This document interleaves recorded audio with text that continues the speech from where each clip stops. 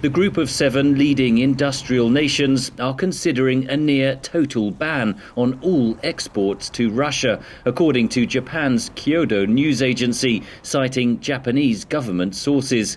Russia's former president Dmitry Medvedev said Sunday that if such a ban happens, Moscow will terminate the Black Sea grain initiative.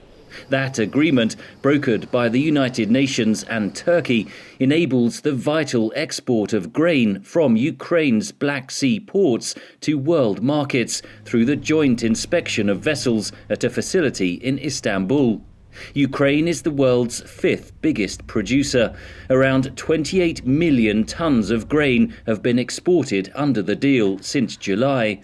Experts warn its termination could have a devastating impact amid a global food crisis. If the Black Sea deal isn't renewed and Ukraine can't export, then I expect to see food commodity prices to increase substantially again. Russia had already said last month it might not renew the grain deal beyond its expiry on May 18th. Moscow says a separate but parallel memorandum of understanding it agreed to with the United Nations to help Russia's own agriculture sector in the face of Western sanctions is failing.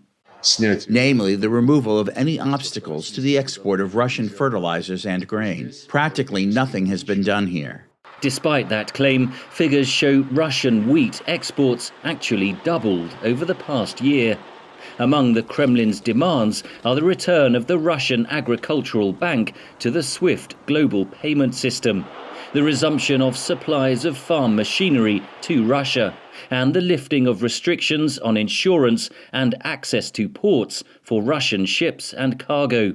Certainly, those demands cannot be fully met, and the Russians know it. They're again trying to leverage the food to get all the concessions they can get. They're doing it at a time when it's almost certain that we're going to see an uptick in the conflict with the Ukrainians potentially trying to really push back the Russian positions. So what if Russia does terminate the grain initiative? If Russia clearly decides to be aggressive and mine the areas where the ships move, potentially target those ships, then the ships aren't going to move. Insurance rates would go very high. Decisions would be made by ship owners not to come into the Black Sea. And that would really put a strangle on the flow of grains.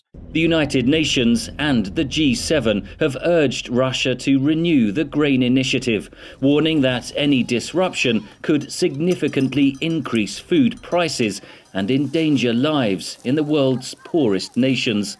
Henry Ridgwell for VOA News.